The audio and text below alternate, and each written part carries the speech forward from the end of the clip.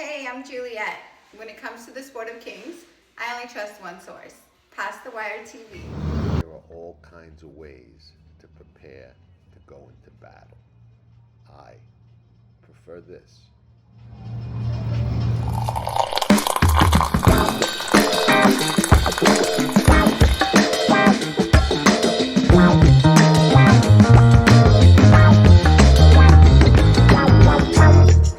Sure, bad coffee.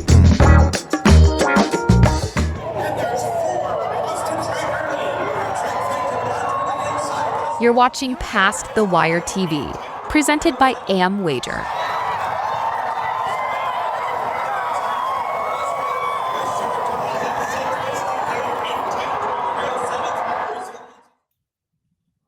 Ciao tutti.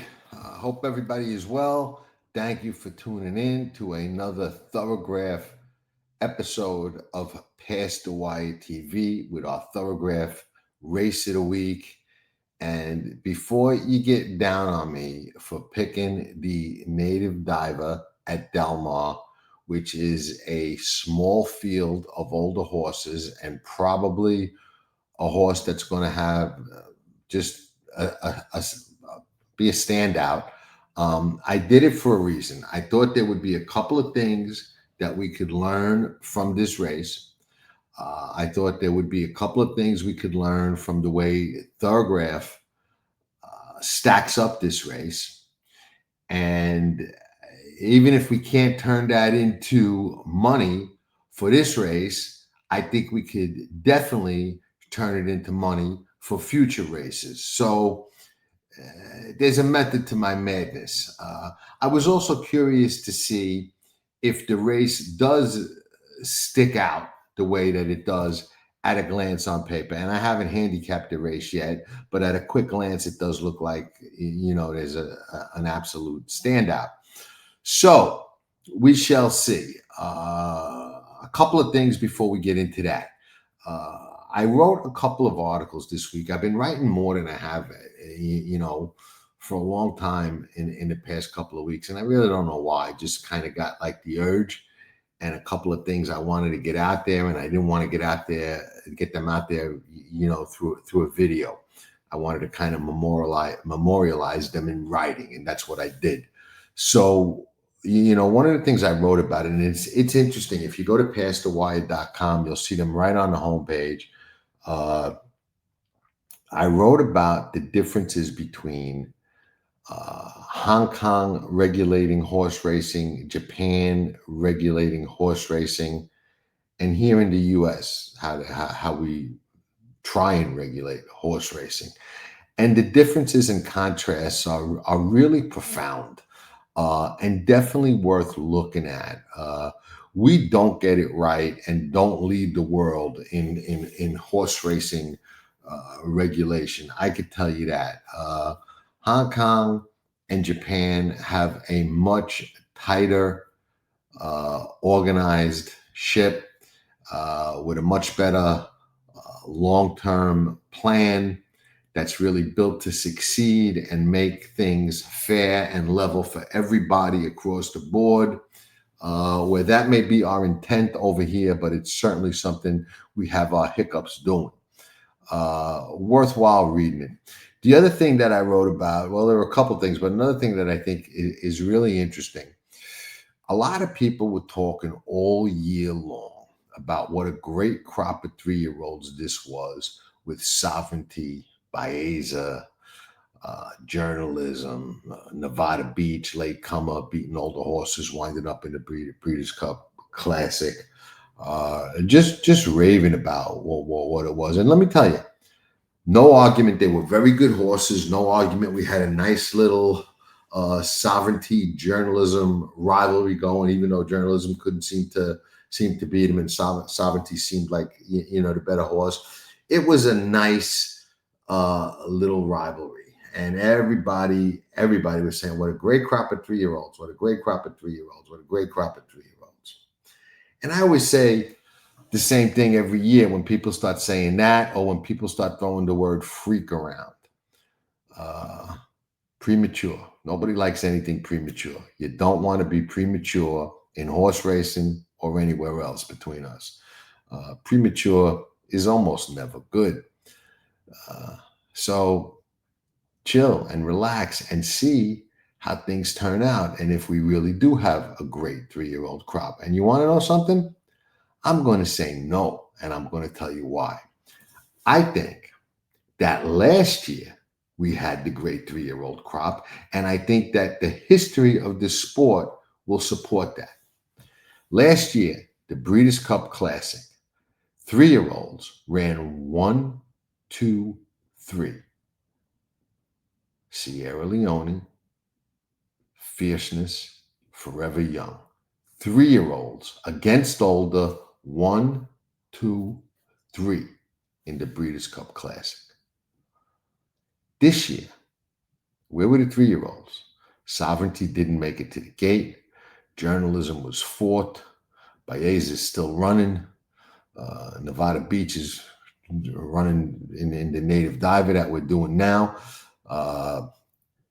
Nowhere to be found. They got dusted by the older horses. And you want to know who the older horses were that dusted them? The same 3-year-olds from last year, only in different order. And there's a reason they were in different order. And it's not the obvious. But this year, we've got Forever Young, Sierra Leone, and Fierceness. 1, 2, 3. I don't think in the history of horse racing we've ever had 3-year-olds run 1, 2, 3 in the Breeders' Cup, and them same 3 horses come back at 4 and 1, 2, 3 in the Breeders' Cup Classic again. I don't think it's ever happened. It may never happen again. We've only had one dual winner of the Breeders' Cup Classic, Tisnow. Had it not been for a very speed-biased, speed-friendly, speed-conducive racetrack at Del Mar, Sierra Leone would have been the second 2-time Breeders' Cup Classic winner. Make no mistake about that. Racetrack beat him, not the other horse. When you think about that in a complete context of everything, it's an unbelievable feat. And it goes to show that last year's 3-year-old crop was the crop that everybody should have been saying was, wow, what a crop of 3-year-olds. And you want to know something? We don't know that last year. We know that this year by the longevity and stability and just body of performances over the course of the 2 years. And the funny thing is, they'll still vote for Sovereignty as horse of the year, probably, but it just shows how shallow some of horse racing is, and how the history and true accomplishments of the racehorse get missed by the very people that are supposed to be running the game. That's an unbelievable feat. And that shows you a crop of 3-year-olds that really, really stands out. It's historically never happened. And not only can I say, it's never happened in a race like the Breeders' Cup Classic. You could take any major race, any major handicap or stake race towards the end of the year, and you show me where 3-year-olds ran 1, 2, 3, and then came back the next year and ran 1, 2, 3 again. And again, if not for a racetrack, Sierra Leone would have won it twice in a row. So the great crop wasn't this year with Sovereignty and Journalism and Baeza, who the horses that couldn't be found against older horses in the Breeders' Cup. It was last year with 3 horses that ran 1, 2, 3 in the Classic and then came back and said, you know what, that was legit, that was for real, and did it again. So I think that's worth reading, although honestly, you don't have to read it now because I kind of just told you what the whole article is about. So why waste your time and read it? But it's interesting. It really is. And it's something that nobody noticed. Nobody mentioned it. I don't see anybody. I don't know anybody that even mentioned that the 3-year-olds ran 1, 2, 3 last year, came back and did it again this year. You still got people telling you what a great crop of 3-year-olds we had this year. That just shows you how deep the blinkers are in this sport and how just so many worthless opinions. And I don't want to be disparaging or negative, but I got to call it the way I see it. How do people not realize that? Say, that should be like a major headline. That's like an accomplishment and a half. Something you'll never see in horse racing again, and you don't even see a mention of it. You get who had a bet, who worked out good, who worked out bad, who this, that, all the same old bullshit over and over and over and over again, instead of something really worthwhile mentioning. And nobody gets it. It's just bad. There's so many bad opinions about horses, like when they use the word freak. Oh, this horse is a freak. That horse is a freak. I remember Torpedo Anna. They were saying, oh, she's the best thing since sliced bread. She's as good as Personal Ensign. She's as good as this. She's as good as, get out of here. You're not in that league. Stop already. It's like ridiculous. The opinions that you get out there, and I get it. We all have opinions.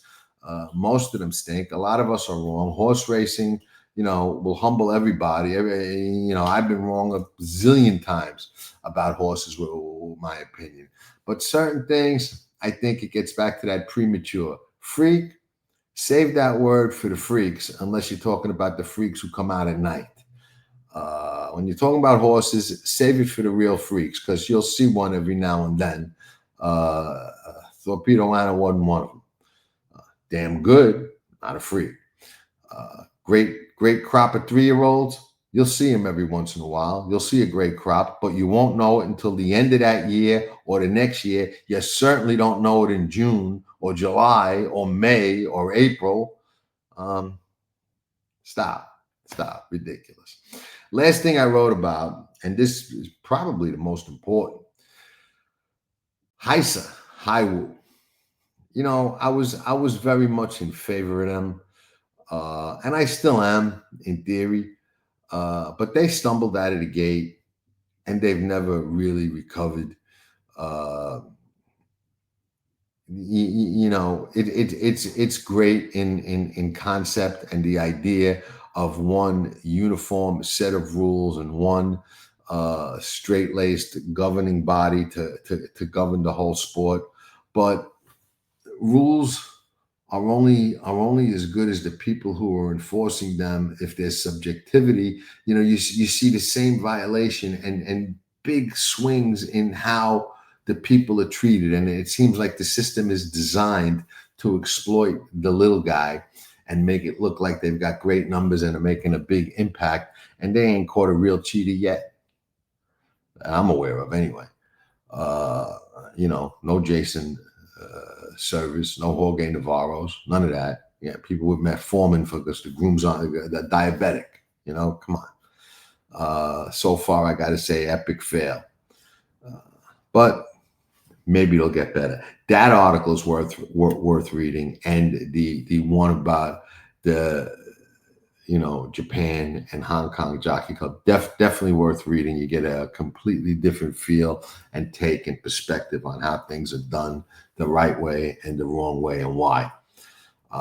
So with that, Tampa Bay Downs has started their 100th season of racing. Day one in the books, relatively uneventful, but nice. I will tell you this. We got Doug on the channel now, giving out Tampa Bay plays. I got a feeling there's going to be a Tampa Bay play from myself on Saturday in the last race. And there will, of course, be our Shortbread Coffee play of the day and all the other stuff we got on Track and Trips. And now we're going to see what the native dancer teaches us, tells us, and reveals to us. And, I will say there was a time, this race is probably not a good example of this, but there was a time where you could find a standout horse on Thorograph that would be a price. That ship has sailed. Too many people use it now. Now I think it's as valuable in eliminating horses or finding horses that are too slow as it is in finding horses that are faster or fast enough to win. But we still, on these shows, look at the patterns and the trends and, who's going forward, who's going backwards, who's fast enough, who's too slow, and that kind of stuff. So, and we've been pretty much spot on since we've been doing it, and we're going to see if that trend continues right here. Indispensable from the rail for John Sadler. Now, these are older horses, so we're going to look primarily at this year with a glance back at the prior years. And I'll talk fast, so, you know, if you listen fast also, I won't have to slow down so everybody can catch up and we can kind of move this thing along, and I won't take up too much of anybody's time or day. 8.5, 1 3/4, 2 1 3/4. Almost a little bit of a Z, but I'm going to say no to that because, you know, 8.5 first time out this year was okay, but then this 4-year-old really jumped forward. 1 3/4, 2 1 3/4. That's really not enough of a regression to me, that 2, to say it's a Z. So he's just gotten better and kind of stayed steady. And I think he's going to stay steady. And I think we're going to see either another 1 3/4 or a 1 or a little bit of a forward move there. This horse just looks like he's gotten good now, put everything together. Prior to that, he was not all that. He had 2 5.5s as a 3-year-old late in the year. So he's running better and faster than he ever has right now. And he seems to be entering this on an upswing in peak form, and he's on the rail. So those are all positives. And Hector Berrios rides very, very good out there. He's riding for John Sadler on the rail. So I've got to say that right off the bat, he's a contender unless the rest of the races scream something else. Westwood for John Sheriffs. This is a 3-year-old. A lot of starts at 3 for nowadays. Got 1 start at 2. He ran a 19, but he got a lot faster this year. But fast enough? I don't know. We got 6.5, 7.5, 6.5, 6.5. Vet scratch on July 20th at Del Mar. Comes back with a 6.5, 6.5, 6.5. This horse is steady as a rock with these 6.5s. Probably going to see another 6, 6.5, 6 and change. If he goes forward, it's probably going to be a slight forward. I love the steady pattern, 2 or 3 races in a row, signifying a jump forward. But when they don't make that jump forward, it kind of tells me they've hit their limit, and that's where they're going to be until they regress. So I don't think that's fast enough to win. Nevada Beach, who I'm assuming is going to be a standout on the numbers. I actually thought this colt had a chance to win the Breeders' Cup Classic, so it shows you what I know. He didn't run well that day at all, but his number was not that bad. Now, I always say, as much as I love Thorograph, I do think that the numbers in some of the big races are a little inflated, but they would combat that and say I'm wrong. Those are just better, faster horses, and the numbers are faster. And they're probably, we're both probably right to an extent. I'll say that. This horse did not run at 2, ran at 3. Fast right away, not lightning, but got much faster. 6.25, 4, 3.5 at Los Al. Very nice, getting better pattern. Comes back at Santa Anita off a couple of months. 1 3/4 negative. Monster race. Comes back off that in the Breeders' Cup Classic and regresses a little bit. 3 3/4 regresses maybe more than a little bit. 4 points is a nice regression. But now he gets a class drop. He's got that regression out of the way, and he's probably set to go forward back to a much, much better type of race. Juan Hernandez, who rides a lot for Baffert, gets on him. Mike Smith has been riding him. I tend to think he jumps forward and runs back something close to that 1 3/4 negative number, which puts him heads and tails above the field at a very, very short price. With the only horse that maybe can threaten him is that horse on the rail so far. And we ain't got a long way to go. British Isles.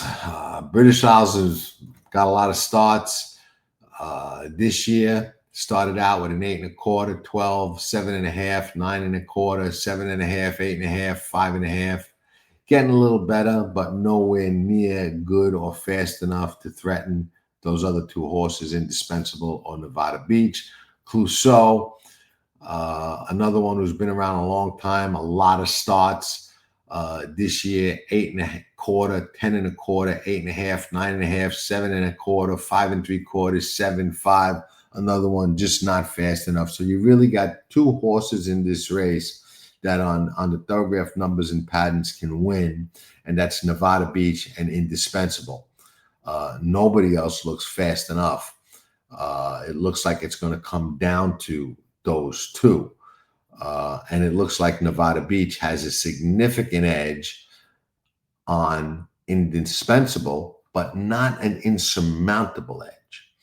You know, Indispensable's got a very nice pattern, and 1 3/4 is a fast race.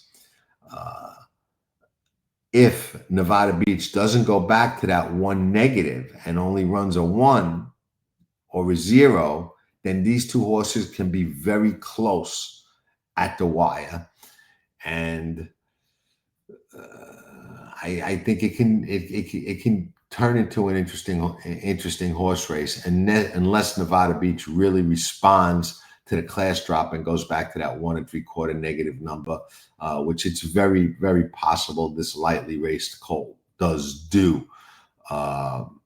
You know, he's only got 5 starts, lifetime, all as a 3-year-old. He's running back relatively quick off the Breeders' Cup Classic. And he ran back in the Breeders' Cup Classic relatively quickly. And Bob likes to give his horses whatever time they need. So if he's running this horse this aggressively and this close together, the horse is probably doing really, really well. And is probably going to be a handful and then some at a short price. So I'm going to revisit this race after they run it and see if it's as obvious as it appears to be. It looks to be clearly a 2-horse race on the Thorograph numbers and patterns. Can anybody outrun their number or pattern in this race? It doesn't appear to me to be the kind of race that sets up for that, because there doesn't seem to be enough intangibles or enough question marks for that to happen. So looks like a real obvious one. But I thought it would be interesting to see, and I think that there may be some things we can get from this going forward, which is why we're going to revisit it. Because we said at the beginning, and we've nailed some big prices, we've beat some odds-on horses, we've experienced everything we can experience in a couple of months that we've been doing this. We said we're going to take this Thorograph to a new level. That's exactly what we're trying to do. This race is not going to put us in the position we like to be when we leave the racetrack, like we stole the money and ran. But that said, it could put us in that position going forward, and there is nothing wrong with that. So with that, there is the possibility on Saturday in the last race at Tampa and with our Shorebed Coffee Play today that we do wind up running like we stole the money. Oh yeah, we shall see. Stay tuned. Thank you everybody for tuning in. If you enjoy our channel and our shows, please hit the like button. It helps with YouTube's algorithms. It helps the channel. It helps us. Subscribe, share, comment. Let us know what you think of the Native Diver. And if you agree that it's a 2-horse race with a heavy lean to Nevada Beach, or if anybody's got an upset, I'd love to see somebody make a case for somebody else in here. If you got a case for somebody else in here, let us know in the comments. Love to see it and talk about it. So thank you all for tuning in. Have a great weekend. We'll see you all before that because we got a lot of stuff coming up. So ciao for now.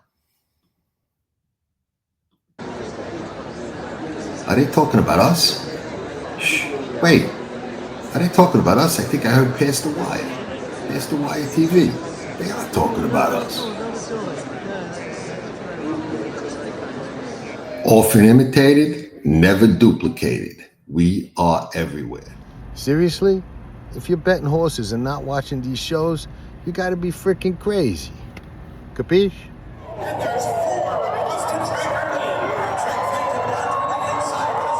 You're watching Past the Wire TV.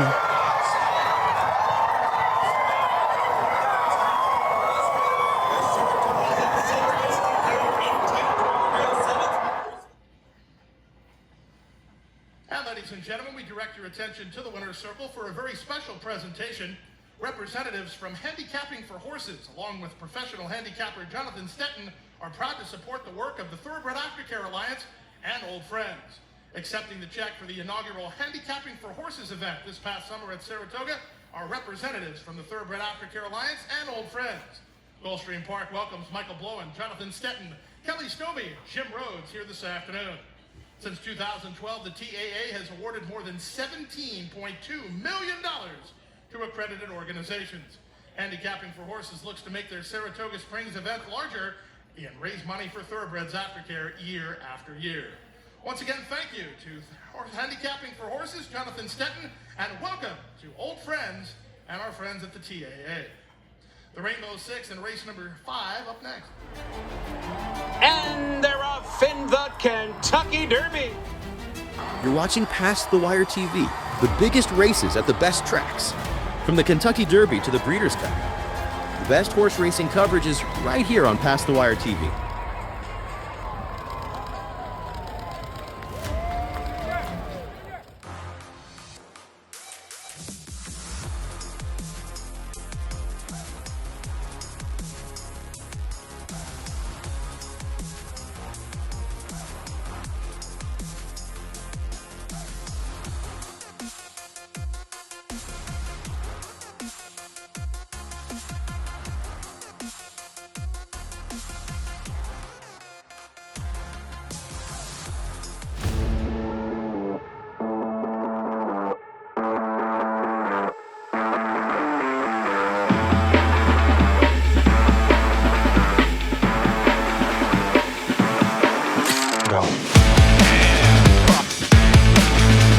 Doppelgangers, the longest shot of the field.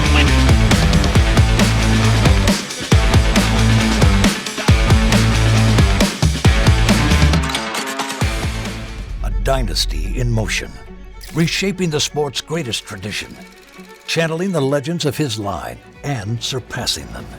4 of the last 6 Derby winners carry his genes. A Golden Son, a Horse of the Year. Another chapter written beneath those iconic spires. Derby dreams fulfilled for the titans of our industry. From authentic to sovereignty, a legacy both real and supreme. Into mischief. Here comes journalism, here comes sovereignty, and they square off, heading to the final front. Sovereignty wins the Derby! You're watching Past the Wire TV. Hit that like button and subscribe to Past the Wire TV. Nobody does it better.